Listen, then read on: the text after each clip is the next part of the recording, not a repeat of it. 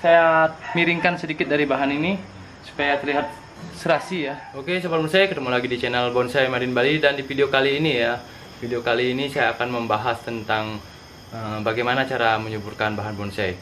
Dan juga saya nanti akan melakukan proses pembuatan dari cabang. Dan juga nanti kita akan bongkar akar. Nanti kita akan melakukan proses perapian akar ya, perapian akar gaya underrock ya. Jadi bahan ini saya tanam di atas karang ya, atau saya tempel di atas karang. Jadi nanti kita lihat bagaimana sih bentuk akarnya.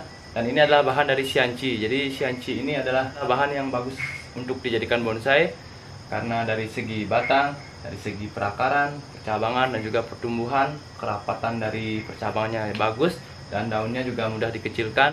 Dan juga sianci ini memiliki keistimewaan dari buah ya. Jadi nanti kita bisa menonjolkan buahnya. Nah, dan sobat bonsai, selain proses dari pembentukan dari bonsai atau styling ya, kita tidak lupa faktor yang terpenting dalam pembuatan bonsai adalah kesuburan. Jadi bagaimana cara kita untuk menyuburkan dari bahan bonsai agar pembuatan bonsainya lebih cepat, mendapatkan bahan yang seimbang dan bagus nanti ke depannya. Jadi simak terus video ini. Namun sebelumnya ya, kita akan melakukan pemangkasan dari cabang, pemilihan cabang ya, pemangkasan, dan juga nanti akan melakukan sedikit wiring, bongkar akar. Nanti saya akan memberikan tip dan triknya bagaimana cara menyuburkan bahan bonsai yang kita tanam hanya di atas pot kecil. Dan yang pertama kita melakukan proses pemangkasan ya. Jadi sampai berapa kita perlukan, dan juga bagaimana ya untuk keseimbangan ya. Jadi untuk keseimbangan ukuran cabang ini ya, misalkan 3/4 dari batang. Nah, yang ini yang di atas lebih besar ya. Jadi ini harus kita los dulu, dan yang ini kita pangkas ya, karena ini sudah terlalu besar dan lebih besar dari cabang yang di bawahnya. Jadi cabang yang di bawah ini lebih kecil ya daripada cabang di atas. Jadi kita lakukan pemangkasan di cabang yang di atas dulu, dan untuk yang di bawah ini kita besarkan dulu.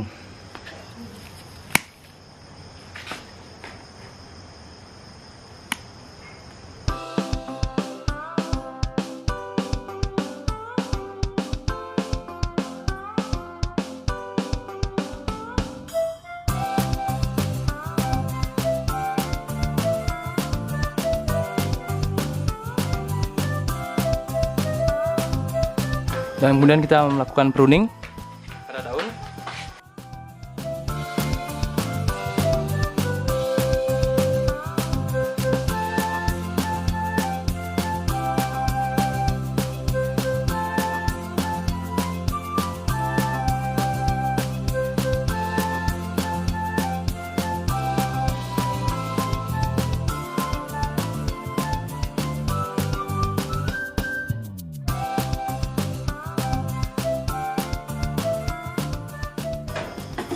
Nah, setelah kita melakukan pruning ya, dengan pruning kita akan bisa menemukan tunas-tunas baru, dan juga untuk melihat bentuk ya, bentuk dari bahan yang kita akan buat bonsai. Jadi kita bisa lihat ya bentuknya seperti ini. Kita pangkas ukurannya pendek-pendek saja ya, tidak terlalu panjang. Nanti kita tumbuhkan tunas baru yang lebih panjang lagi. Jadi cabang ini sengaja saya belum bentuk kemarin, saya los dulu biar tumbuhnya stabil ya. Jadi baru akan saya bentuk hari ini.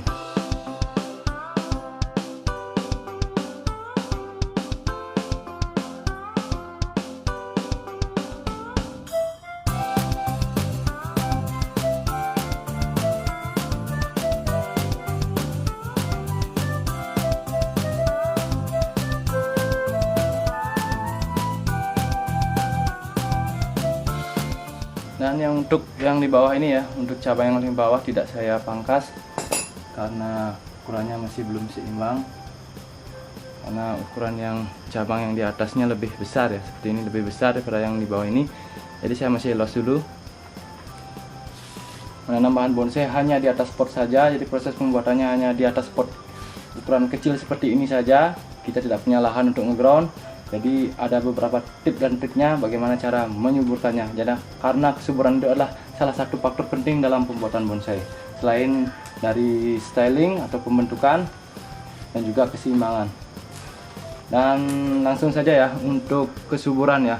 hal yang pertama yang kita perhatikan adalah media, jadi media tanam. Nah, jadi yang pertama ya, untuk menyuburkan bahan bonsai adalah pemilihan media yang tepat.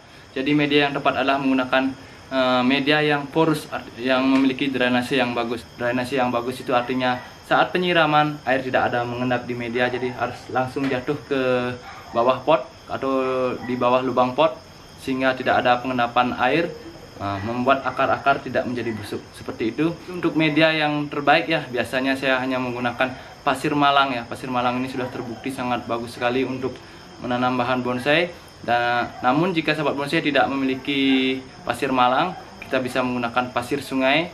Pasir sungai bisa kita campur dengan sekam. Jadi pasir sungai yang ukurannya agak lebih besar ya, atau lebih kasar itu kita gunakan. Kemudian kita campur menggunakan sekam, ataupun kita bisa campur menggunakan kompos, ataupun kita bisa campur menggunakan sedikit pasir malang. Jadi kita tahu ya, pasir malang itu lumayan harganya.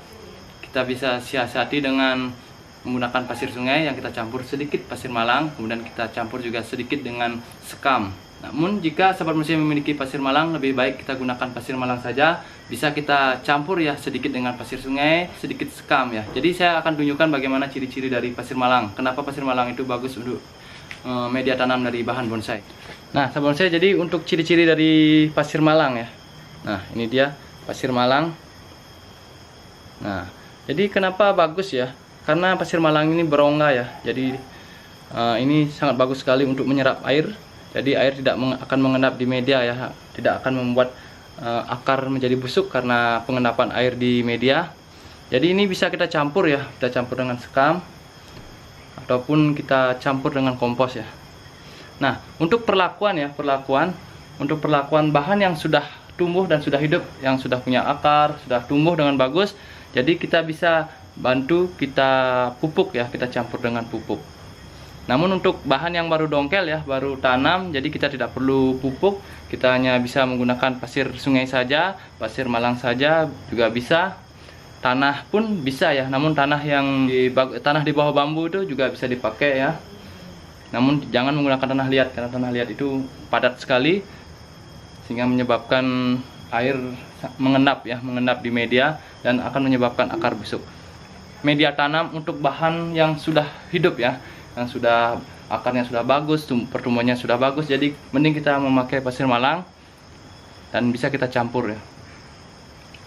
Dan kita bongkar dulu ya dari bahan ini. Jadi kita akan lihat bagaimana perakarannya. Seperti di sana. Kelihatan?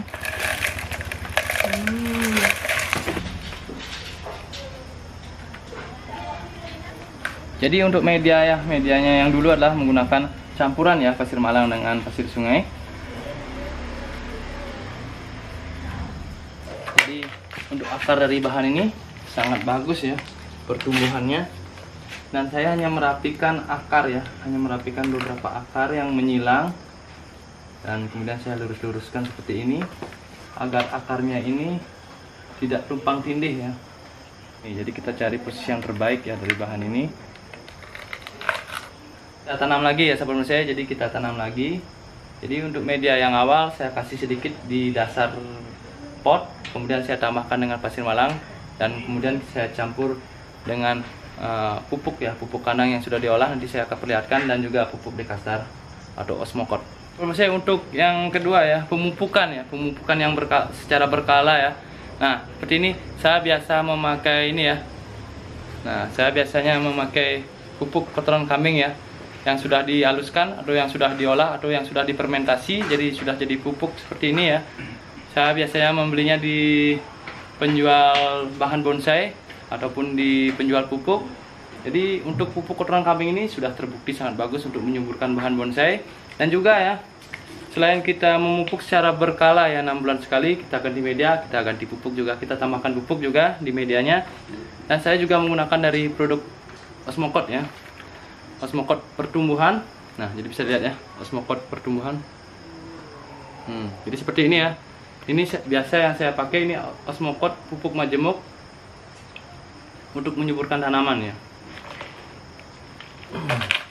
Dan untuk pot yang masih saya menggunakan di plastik ini ya, pot plastik. Jadi kita rapikan akar dulu supaya akarnya mau menempel di karang ya. Jadi kita usahakan agar akar-akarnya ini nempel di karang ya. Dan langsung kita tambahkan media ya. Jadi media yang saya gunakanlah pasir malang. Nah, saya isi pupuk dulu.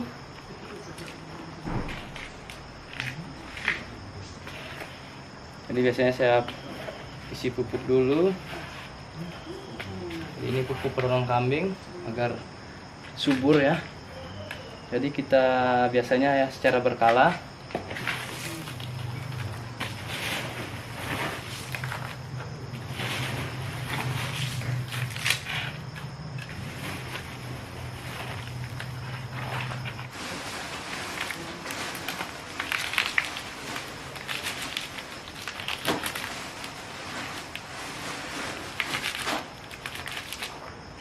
Nah, yang paling atas kita tambahkan pasir malang lagi.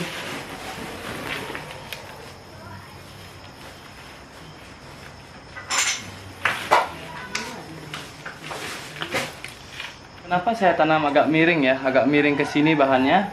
Saya posisikan miring karena kita tahu ya akarnya lebih banyak di sini ya. Jadi di atasnya lebih banyak di sini, jadi kelihatannya lebih kuat di sini ya. Jadi saya miringkan sedikit dari bahan ini supaya terlihat serasi ya, serasi antara ya, kelihatan serasi antara bonggol, akar, batang dan bentuknya seperti ini. Jadi saya miringkan sedikit.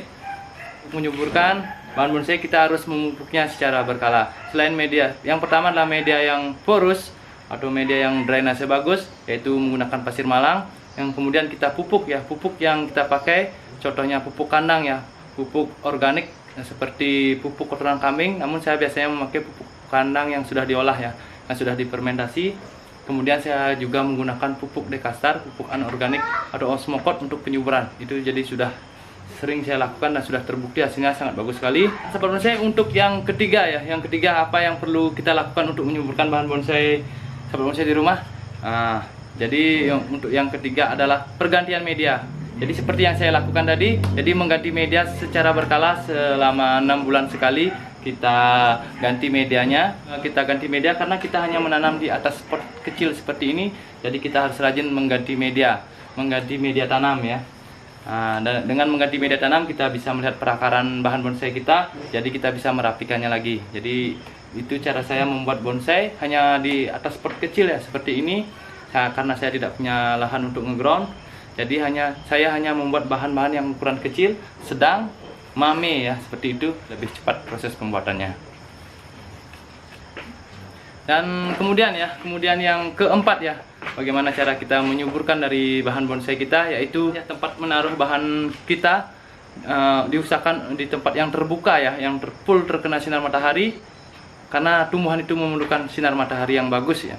Jika kita tempatkan bahan kita ya, bahan bonsai kita di tempat yang mungkin teduh, terhindar dari sinar matahari terus, jadi pertumbuhannya akan terganggu walaupun kita menggunakan media yang bagus, memupuknya sangat rajin atau secara berkala. Namun jika matahari kurang, pertumbuhannya juga akan melambat.